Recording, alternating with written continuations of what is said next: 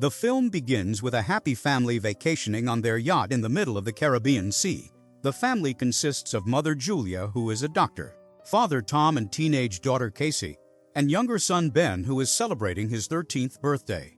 Everything is going very beautifully and peacefully. Julia is swimming in the water, enjoying the peace and quiet, when suddenly she has a strange feeling as if something is moving closer to her. She looks around but sees nothing, so she tells herself that maybe it is her illusion. A few moments later, the same feeling comes again, this time more intense and terrifying than before. She panics and immediately starts swimming towards the yacht, but suddenly something very powerful grabs her leg and pulls her down. She screams loudly and asks for help, but Casey is listening to music with headphones on, so she does not hear anything.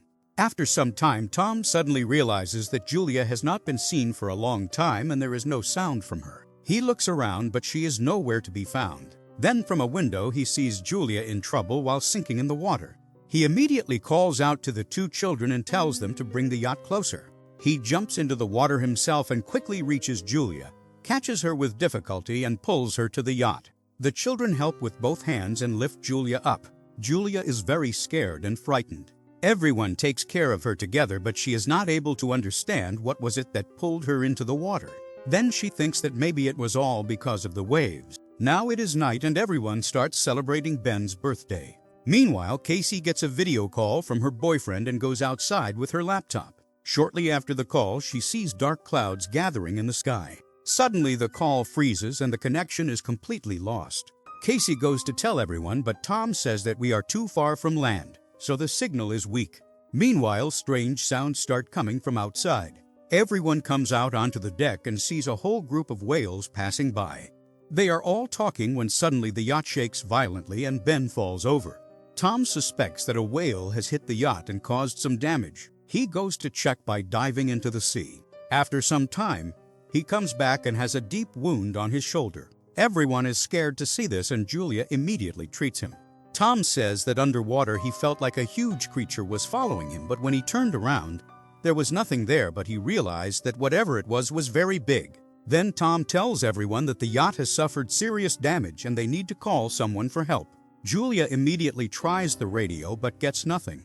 On the other hand, Casey looks around to find a network on her phone, but nothing works. Meanwhile, Casey sees a strange shadow and starts screaming in fear, but then it becomes clear that it is Ben, who is wearing a mask and playing with her.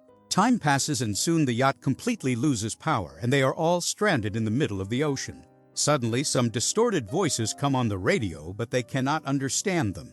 Tom tells everyone that they only have 4 days of food and water left, so now they have to wait for a fishing boat to arrive. Suddenly, something appears on the radar and huge fireballs appear to fall from the sky. They are all shocked and many types of objects fall into the ocean and explode. One object falls very close to them. Tom panics and tries to start the engine, but the engine barely runs and then another object falls close too.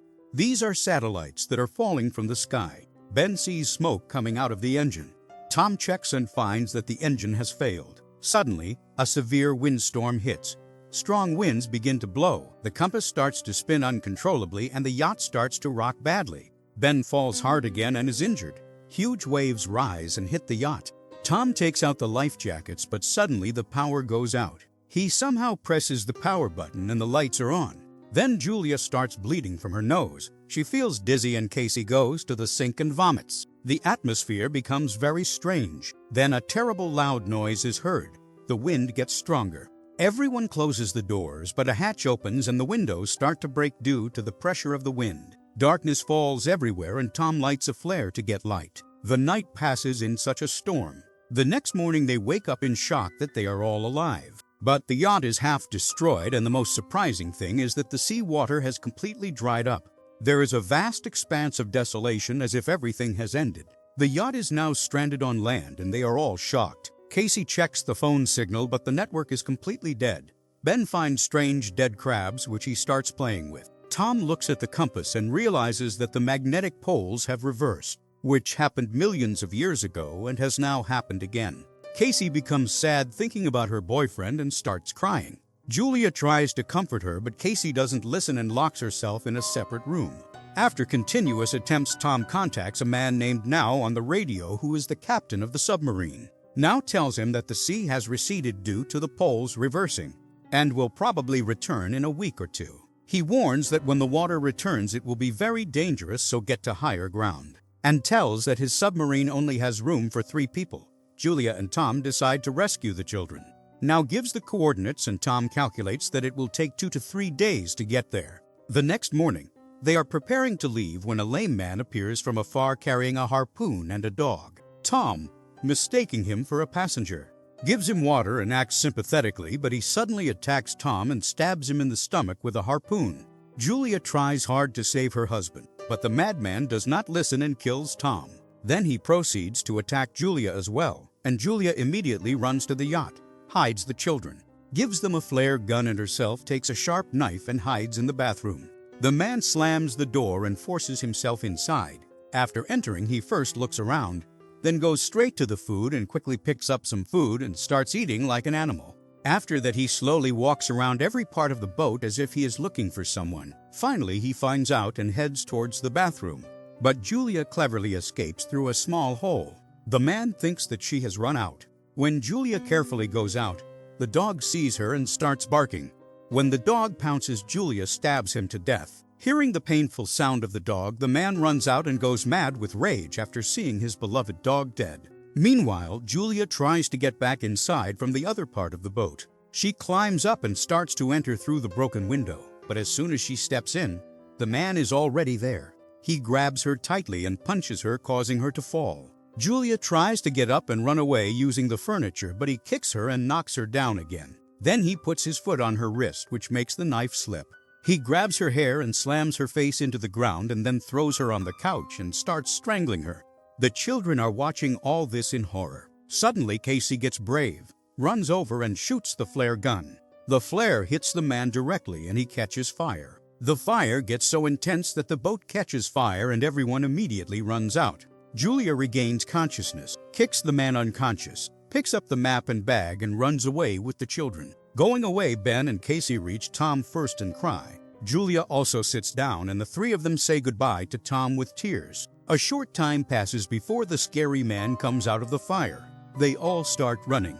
After going a little way, there is a loud explosion in the boat and it explodes. After continuing to walk, they stop at a small waterfall to catch their breath. Cassie says that maybe the crazy man reached them because of Ben's birthday balloons. Hearing this, Ben starts crying because he feels guilty. Julia immediately comes to him and explains that it was not his fault. She encourages Ben and tells him that he has to move forward now because the man could still be behind. They walk forward and on the way Ben stops near a small pond after seeing a dead hammerhead shark. After a while, Julia sees that the man has fallen behind again. The 3 of them run fast, jump down a high sand dune and slide down. There is a large pile of garbage below. They carefully cross and keep moving forward. The dry seabed is strewn everywhere with large dead sea animals and piles of plastic. This is the same plastic that we throw into the sea after using it. They keep walking and Ben starts to slow down. Julia realizes that he is dehydrated when she sees Ben's dry lips. She tells him to stop and checks his water bottle, only to find that it is almost empty. Casey says that he may have not closed the lid properly when he left, which is why it ran out. Julia angrily scolds her, saying that his carelessness has put him in trouble because there is still a long way to go and there is nothing left. Casey, already hopeless, says that we are not going to survive anyway. The 2 have a long discussion but to no avail, and finally decide to move on. After some time, they come across a crashed plane. When they plan to go inside, they hear a noise and get scared, but there was nothing but birds come out. Now they are tired, so they decide to spend the night in the plane. There they eat what little food is left and regain their strength. Julia, Mrs. Tom, takes out a family photo from a jacket, breaks down and starts crying. Casey asks how you and Dad met. Julia smiles and tells the story of love. The day passes and night falls. In the middle of the night, Casey misses her boyfriend and gets out of the plane, when a crazy man comes and tries to grab her from behind. Suddenly, Julia comes and attacks him. She has a sharp knife with which she repeatedly stabs and finishes him off. The next morning, insects are crawling on the body and there are strange bite marks on the body. Animals have hunted him and crabs are coming out of his mouth. Now one difficulty is overcome, but there is still much more to come. As they move forward, Ben sees a pool of dirty water. Feeling very thirsty, He runs to drink, but Julia stops him, saying he might get sick. The sun is hot on the dry sea. They cover their heads with clothes to reduce the heat, but Ben feels dizzy. Julia stops and makes a temporary shelter from old chairs. They spend the night there. The next morning, Julia hears a strange noise. When she wakes up, she sees a huge swarm of crabs moving towards them. She immediately picks up the children and runs. As she runs, she sees a large cargo ship with 3 crew members alive. One woman feels sorry for them and wants to help, but the others refuse. Seeing the swarm of crabs, they go into the container and close the door. The crabs come in large numbers and attack. Julia climbs the children onto the container and is about to climb up when a crab bites her on the leg, but the children pull her up. The crabs enter through a hole and kill all 3 crew members. Julia is injured and unconscious from the poison. When she regains consciousness, the children are gone and a strong sandstorm sets in. She screams loudly and searches for them. Suddenly, Casey is found. They take shelter in a container and wait for the storm to stop. When the storm stops, they check the container and find drinking water, a radio, and a gun. Julia contacts Now on the radio. Now says that the arthropods have gone crazy from the lack of oxygen and the sea will return in a few hours, so you must come to him quickly. He fires a flare gun in the air to show them the location.